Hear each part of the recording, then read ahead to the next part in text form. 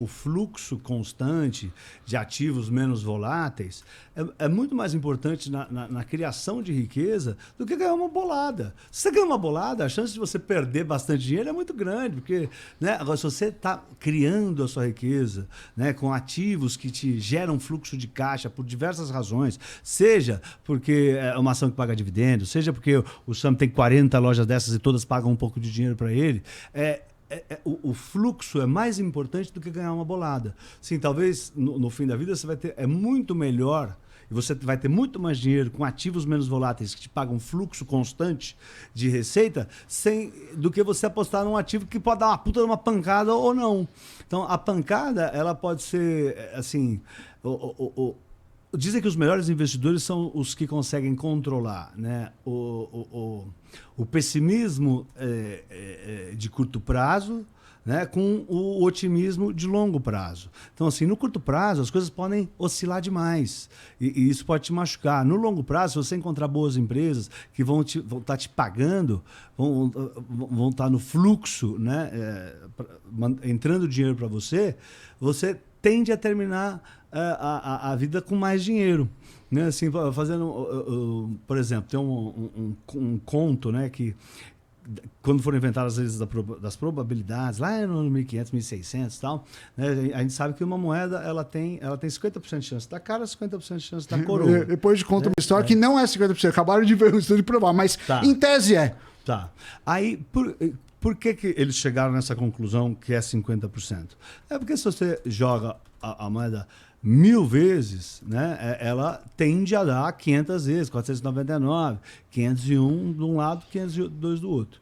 E às vezes, se a gente fizesse uma aposta aqui, Igor, e a gente apostasse R$1.000, né, cara ou coroa, eu jogasse, dava cara, eu ganhava, você perdeu 1.000. Jogo de novo, dá cara, eu ganho de novo, perdi 1.000. A gente joga de novo, deu cara, ganhei 1.000. Jogo de novo, dá cara, ganhei 1.000. Você vai ficar puto, vai ficar nervoso, vai falar, o que está acontecendo aqui?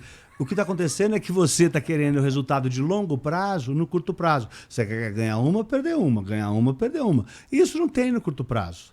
No curto prazo, a gente joga moeda e a gente não sabe o que vai dar. Né? E o fato de ter dado cara não tem nada a ver com a outra jogada. Uhum. Né? A gente só sabe no longo prazo. Então, o que eu quero dizer com isso? Que no curto prazo a gente não sabe os resultados. Mas no longo prazo dá para saber. Então, quando você quer investir num negócio que é muito volátil, que você tem que acertar no curto prazo, porque senão, se der errado, você quebrou, é um investimento muito difícil. Se você montar uma carteira que no longo prazo você sabe o resultado das coisas, né? As empresas boas tendem a subir, né? A prosperidade anda de mão dada com a criação de riqueza, né? Que anda de mão dada com o otimismo, né? A gente tem que ser otimista para investir, né? Todo mundo, se você não tiver otimismo, não tem amanhã, não precisa investir, pode gastar hoje que amanhã vai acabar o mundo, né? Então, o otimismo, ele é propulsor de carreiras, é propulsor de ideias, é propulsor de empresas, é propulsor de investimentos. Então, você sabendo, né, que no longo prazo você vai ter um resultado, você pode montar a sua carteira de longo prazo. Né? No curto prazo é muito arriscado, muito perigoso, pode ser muito dolorido. E se você se confundir da segurança do longo prazo com a incerteza do curto prazo, você pode quebrar. É isso que tem que tomar muito cuidado. Então, e você estava falando, quando a gente começou esse papo de Bitcoin, tu falou duas coisas que eu achei interessantes e eu queria te perguntar para vocês, na verdade. Estou fazendo um filme de Bitcoin, Faraó das Bitcoin. Aliás, tem na Netflix O Rei dos Stonks, tem uns 4, 5 filmes. O Faraó é um caso, deve ser muito legal, que ele está fazendo, legal. Que é um caso brasileiro, né? A gente exporta esse tipo de coisa. Mas lembrando que o Faraó das Bitcoins usou o Bitcoin como pano de fundo para dar um golpe, que ele poderia usar. A gente é bom de dar golpe. A gente é bom, pô. Queima Ponzi, a gente é... Mas eu te cortei, desculpa. Não, eu ia perguntar, porque assim, você falou que isso daí tinha... Se for olhar os gráficos, parece com um gráfico das tulipas. Da bolha das tulipas, é. É que eu não sei o que é.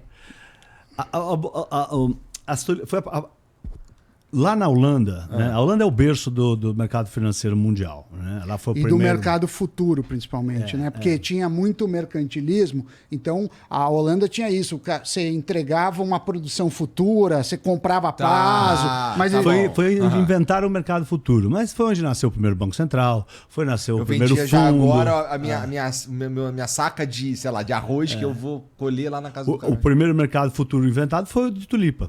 Foi o primeiro mercado de futuros da Holanda. E aí, quando eles inventaram o primeiro mercado futuro, que era um derivativo, que é algo que derivava o valor de alguma coisa, né? Todo derivativo é um ativo sintético cujo valor deriva de alguma coisa. Então, o futuro de tulipa derivava da tulipa à vista, né? Então, uma tulipa futura chegou a valer 14 anos de trabalho de um artesão lá em 1600. Né? O que aconteceu? Logo que lançaram o contrato futuro, demorou um ano, começou a subir o preço das tulipas futuras. Só que como é um contrato sintético, que você só paga a margem, é diferente do comprar, sei lá, comprar e pagar o valor, o ativo e comprar, começou a primeira bolha do mundo, que foi a bolha das tulipas. E foi uma crise muito forte, né? Disparou, ficou 6 anos subindo, depois caiu, voltou, aí a crise não foi tão grande na Holanda, serviu muito mais para as pessoas estudarem uma bolha especulativa. Foi a primeira bolha especulativa da história da humanidade, né? A bolha das tulipas. Então você tem todos os estudos dos gráficos, eu tenho aqui um gráfico das tulipas aqui. Putz, não está nesse telefone. Não, está aqui, eu mandei aqui para o Derek, lá da produção da Jovem Pan.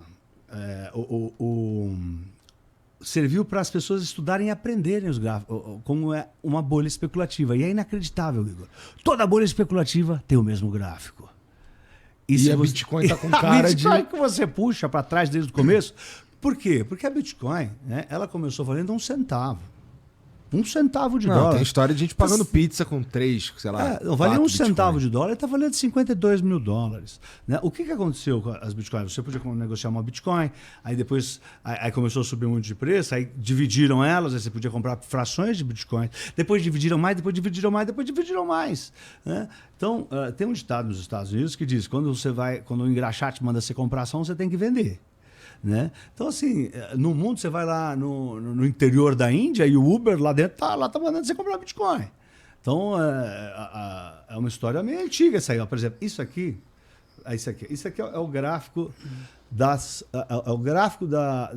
tulipas, o ciclo de uma bolha especulativa, que foi como, posso mandar para vocês porem aí depois, foi de 1600, né? Quando foi inventado o futuro, né? O primeiro derivativo, o primeiro contrato futuro da história da humanidade, que foi o contrato futuro de tulipa, e começou a primeira bolha especulativa no futuro de tulipa. E quando o pessoal percebeu, que falou assim, bom, mas aqui no ápice aí, lá em cima, valia 14 anos de trabalho de um artesão.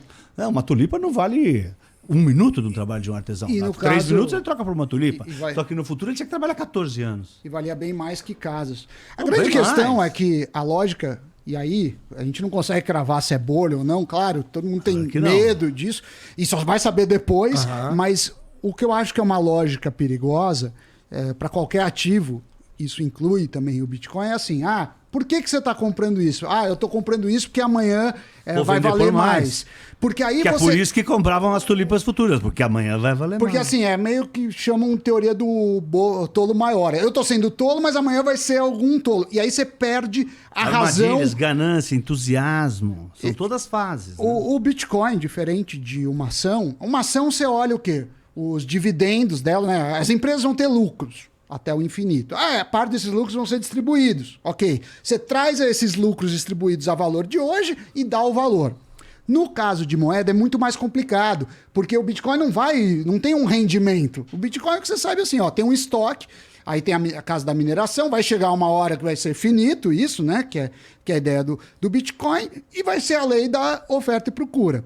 De certa forma, eu posso dizer que o Bitcoin, no sentido de meio de troca, ele ainda não é tão usado. No sentido, assim, você não vê muita gente pagando coisas com Bitcoin, principalmente com a carteira que eles chamam a carteira fria, né? Que é o seu Bitcoin, não está numa corretora, é o meu aqui e acabou. Isso não aconteceu. Por outro lado, muita gente correu para os Bitcoins na hora das crises, né? Na pandemia subiu muito, pós-pandemia, em 2021 bateu esse valor. Então, assim, é algo nebuloso. 67, 60. É por isso que eu sempre digo assim, cuidado, ninguém sabe. Você quer arriscar um pouco, mas eu temo que tenha problemas. Como também aconteceu bolhas, não só do Bitcoin. A gente teve as bolhas da .com, a gente teve bolha imobiliária americana. Então, quando as coisas começam a subir e você não entende por que aquilo está subindo, você tem que tomar cuidado de não estar na boa. Tá, por quê? Mas por que uma casa que valia 200 mil ano passado está valendo 2 milhões e depois vai valer 4 milhões? Isso pode ser um sinal de bolha. É muito difícil cravar. Agora, por ser uma comunidade assim bastante online, bastante aguerrida, o pessoal já vai estar alvoroçado quando fala disso. Mas eu queria contar um estudo que foi do ano passado de um matemático que chama Dionísio, alguma coisa assim, da moeda. A moeda, que o Paulo falou, tá perfeito. Assim, existe um negócio que chama a lei dos grandes números. Então não adianta você fazer uma probabilidade para coisas que você vai jogar poucas vezes. Então, por exemplo, casamento. Tá, tem 30% de chance de dar certo. Tá, mas é o seu casamento. Você não vai casar 1000 vezes e falar, olha, na maioria deu errado, 30% deu certo. Mesma coisa morrer. Eu não entraria num esporte que você tem 1% de chance de morrer. Por mais que 1% seja pequeno, se o resultado é muito ruim, 1% pode ser muito. Mas, então, quer dizer, acredite em probabilidades quando você tem jogos repetidos. E também quando cair um evento desagradável, não seja a sua morte, seja a morte física ou a morte financeira. Porque muitas vezes acontece isso. O cara vai ganhando um pouquinho, ganha quase sempre. Mas no dia que ele perde tudo, claro. Não vale a pena entrar nesse jogo. Mas essa é o intuito da lei dos grandes números. Mas o que esse cara fez? Ele jogou, acho que 400 mil vezes moedas lá num grupo e mostrou que por uma questão física, quando o lado que está para cima cai um pouquinho mais do que o lado que está para baixo, porque ela vira menos, enfim, é um motivo físico de resistência do ar, então não dá 50-50, dá 50,8% das vezes ela cai pro lado que tiver em cima. Quer dizer que se eu apostar no cara ou coroa, eu vou apostar pro lado que tá em cima e vou ganhar? Não. Quer dizer que se apostar milhares de vezes, essa é uma estratégia melhor. Mas se for uma só, provavelmente não vai fazer muita diferença. Interessante mesmo.